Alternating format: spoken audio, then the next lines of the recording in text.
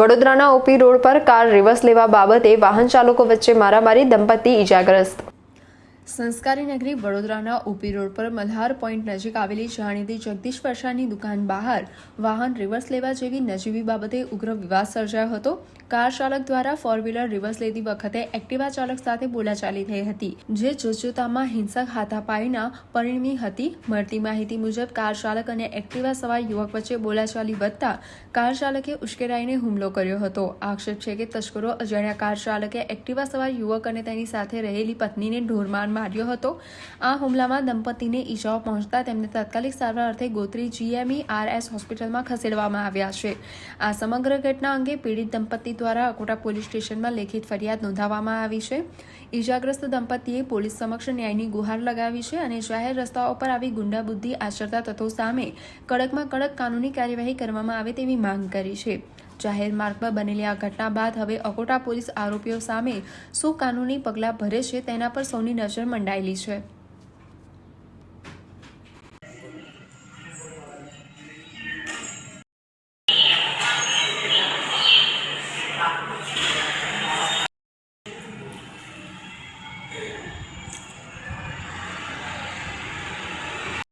હા સાહેબ, આ બનાવ બનેલ છે મલ્હાર પોઈન્ટ જગદીશ ફરસાણની આગળ જે પાર્કિંગવાળો વિસ્તાર છે ત્યાં।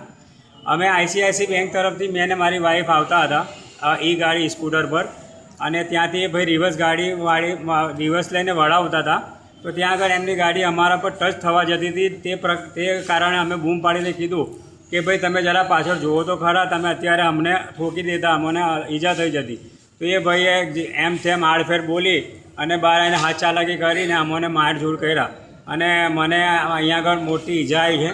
અંદર 11 ટાંકા આવ્યા છે અને ચહેરા પર બી માર્યું છે। મારી વાઈફ છોડાવવા ગયા તો એમને પણ 3-4 લાતો પેટમાં મારી છે, અને અત્યારે અમે અહીંયા આગળ ગોત્રી હોસ્પિટલમાં સારવાર લેવા માટે આવ્યા છે।